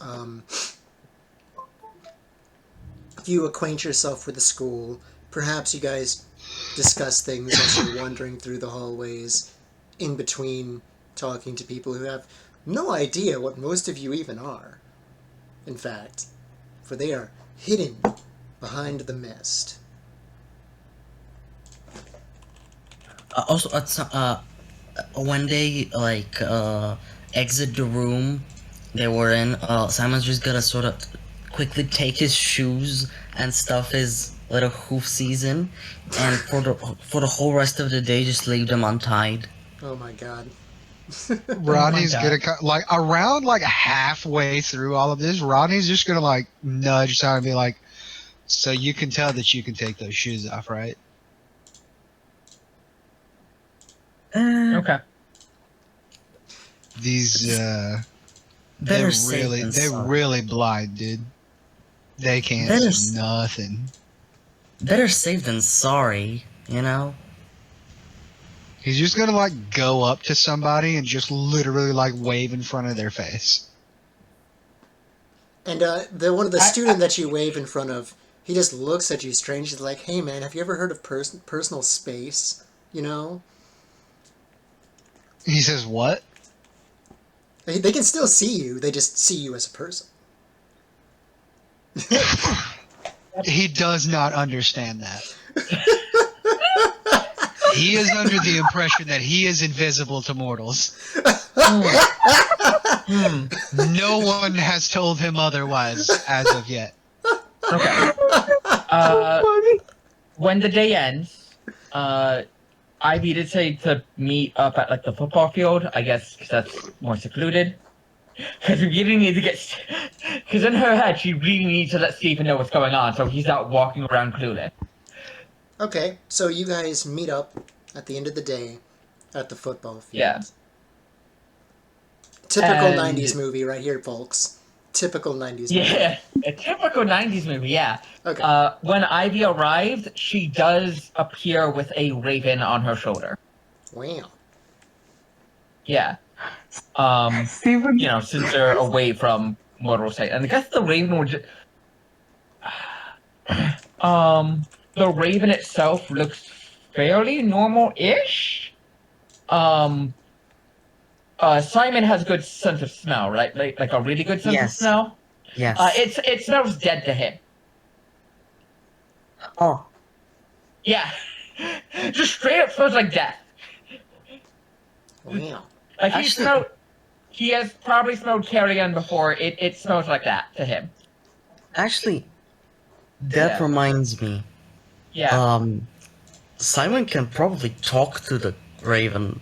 He can speak to all animals. That's a good question. Can he talk to dead ones? Yeah. I mean, That is a good question. yeah, I would say he definitely could. Yeah. Okay. Okay.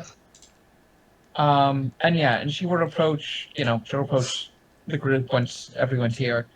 Okay, Stephen. Really sorry about this, and yeah, it is indeed a fucking lot. I know. I understand you that. don't say. Yeah. So, you said someone who called themselves Sleep approaching your dream? Uh-oh. Yeah. Oh no. Reality is cracking again. We are getting another What transmission exactly from space. What exactly did they say to you? They told me that the place I was in was a space a space where dreams and death come from. That he was asleep, and then he also said that he knew my mom when she was alive, and he also made me make a choice. And ever since I woke up from that dream, everything has been really weird. Like, I don't know what the hell happened, but it feels like I see and hear and smell times 5. It feels like my senses like in a way which is strange. And My mind is also moving like I know. 100 miles per hour. Yes, Why? okay. 1 second, I want to interject here real quick. You also, now that you're taking a closer look at Stephen, because you've come to know Yeah. him so well, this is for Simon and Yeah. Ivy, you notice something strange. Stephen's eye color is different now than it was before. It's like more of a blue color, didn't you say, Stephen? Yeah, it went from being like a dark brown to like a nightish blue. Something like that. Okay. So Ivy will say, okay. So everything we said before was true. Everything they've said was true. I'm gonna give you the rundown here. I know your mom died, and it's unfortunate that I guess she is not here to explain it to you. Um, as I said, gods and monsters are real. The stories you wrote, all true. If I know it's a lot to take in, so I'm gonna give you a moment to process that, okay? Okay. Okay. So you're you're telling me that stuff like the gods and the like stuff like giants and cyclopses and Yes. harps and they're all real. In one form Yeah. or another, yes. Can I go ahead and just like go full stone? What do you mean? Like kind of drop the human-ish appearance Yeah, you can do that. and just like essentially turn into the thing. Oh my god. Because I mean that's what I picture what he looks Yeah. like. He's from like the Colorado mountains. He's a chunky boy.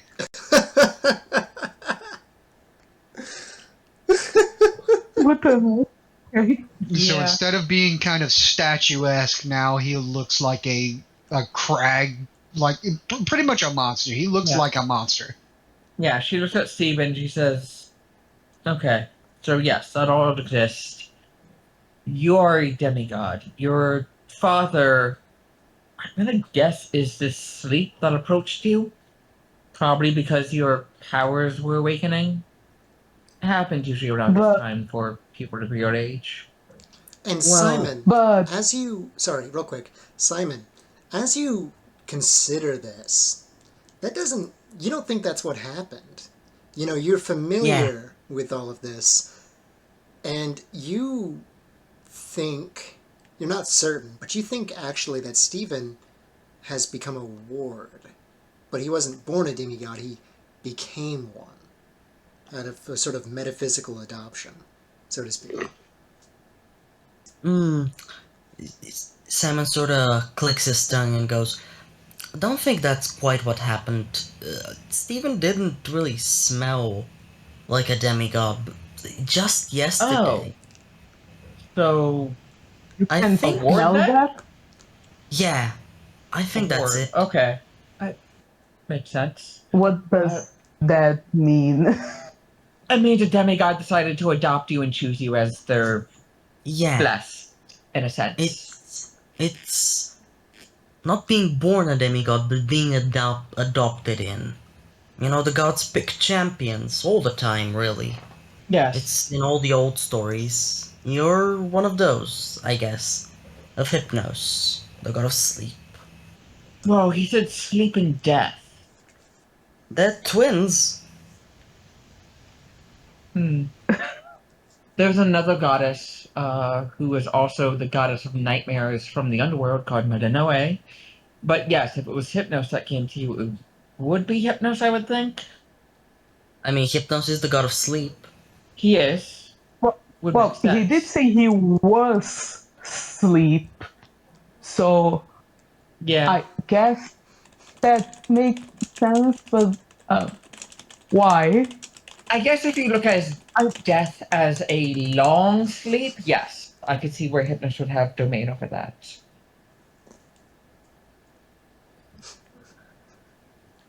Hypnos and okay. Thanatos were both born to. And True. he just sort of looks around. To the Lady Night, yeah. They're Yeah. Yeah. siblings. Yes. That is true. Um. So yeah, R- you were adopted by Hypnos. It seems likely because of the stories you write. Like you've been dreaming about this stuff since as long as I've known you, at least. But wait, you said Hypnos knew your mom. uh, yeah, he did say he knew her, and then they had a relationship. I guess he did say he had a child with her. Didn't you I have a brother? but as soon as Simon mentions his brother, you can see Steven like physically just his It's okay. his face is like clearly Yeah. just it You just know, I closes mean, and he's like, yeah, yeah, it's why? okay. Well,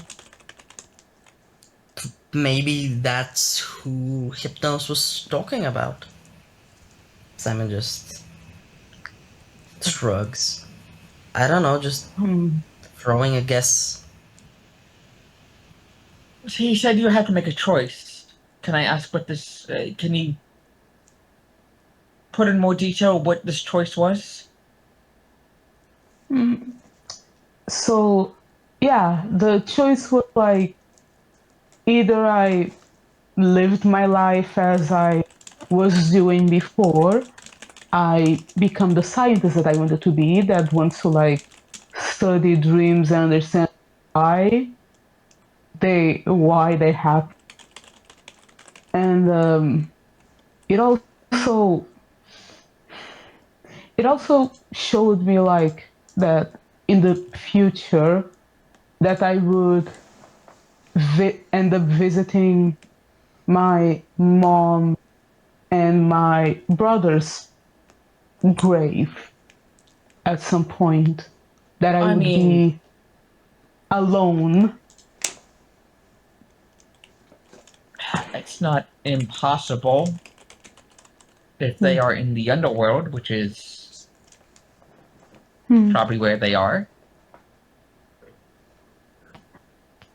Mm. And I mean, all but souls go there the eventually.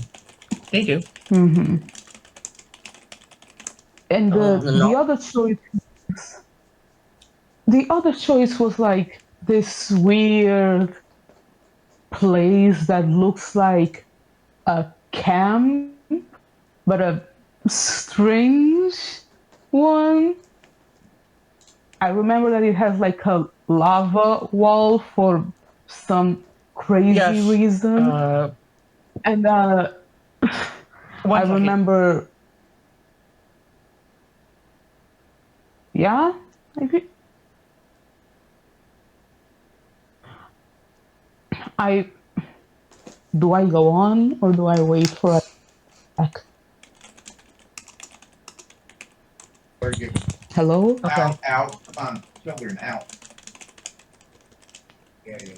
Oh, Okay. Sorry about that. okay. I kind of missed the Okay. half part of that, but I think I got most of it.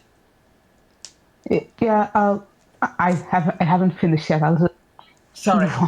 I'll just continue where I stopped. And okay, so there was this camp with this lava wall thing for some crazy reason I don't understand, and it showed me and other people fighting monsters together, and it was really scary.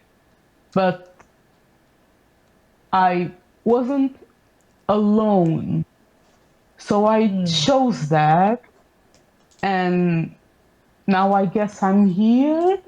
I was adopted when I made that choice. yeah, more or Yeah. less. Yeah, that sounds like what happened. Okay. Your choice was us and camp. God, we need to get you there.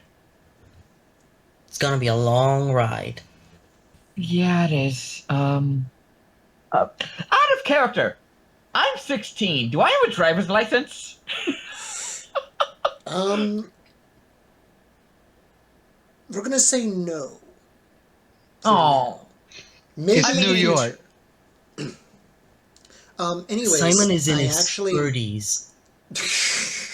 anyways, I do want to go ahead and end this session with 5 minutes here, so I'm gonna go ahead and stop recording real quick. okay.